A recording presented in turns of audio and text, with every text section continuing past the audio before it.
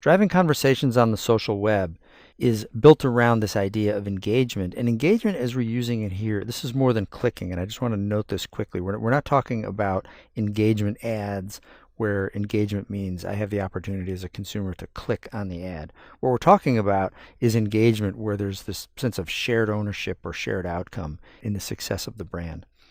Understanding the social engagement process to be more than clicking means being willing to participate, understanding how we're going to participate, what the terms of that are, and so that as a partner to your customer, what you're actually leading that customer through is this engagement process, beginning with consumption of content, curation, the idea of rating and reviewing and that kind of thing, collaborating, working with other customers, ultimately becoming an advocate for your brand through this very definite engagement process. And finally, it is engagement that leads to advocacy. It's not until I feel committed to the brand or part of the brand that I'm willing to actually become an advocate. And again, by advocate, we mean I'm actually going to share information about a product or brand because I believe that if I share this information, it's going to improve the lives of the people around me, the people that I share it with, whether I want them to know something to watch out for or whether I want them to know something to be very positive about. I can advocate in sort of either direction, if you will. But this idea that engagement and advocacy and engagement and participation and this overall process, these things are all related. Let's take a look at what drives this idea of the social flywheel. And here, I want to just step into this, first off, this loop in the center here, this social content that's created and put on the web.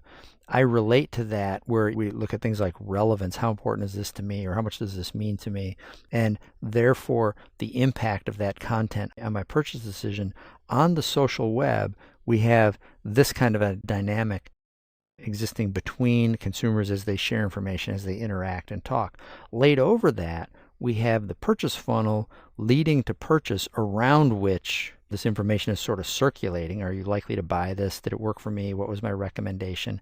We lay over the top of that the purchase funnel, and we have awareness, advertising, consideration, customer consideration, then leading to the purchase decision.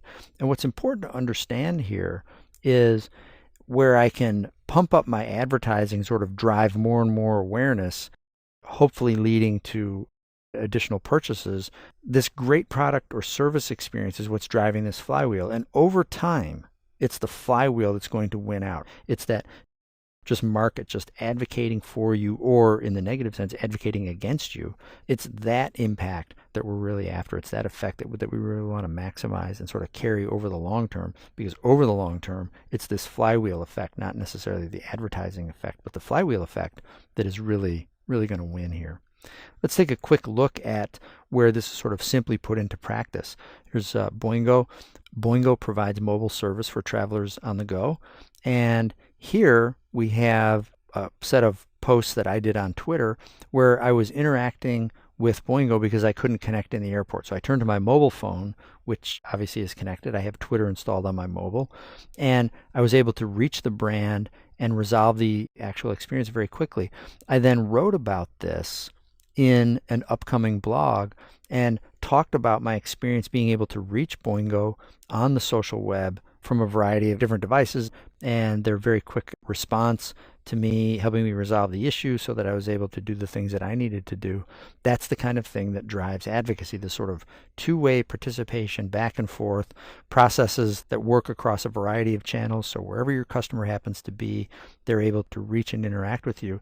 And then the result of this is this level of advocacy that I'm willing to actually go out and publish and talk about how great this brand is and how much I appreciate the service that they provide. So through this sort of engagement process and this back and forth work, I actually move from customer to pretty interested customer to outright advocate for the brand. And it's important to understand that that process is understandable, replicable, and that you can build this into your overall program. So again, we see collaboration is driving participation, getting in and working with customers, being available to them, being responsive to them. This is the kind of thing that starts to drive engagement through this participation, through this combination of collaboration and direct engagement. This is the result of participation. So it's so important to be working alongside and with people, because ultimately, obviously, it is engagement that is actually driving advocacy. And that's the super important takeaway for us.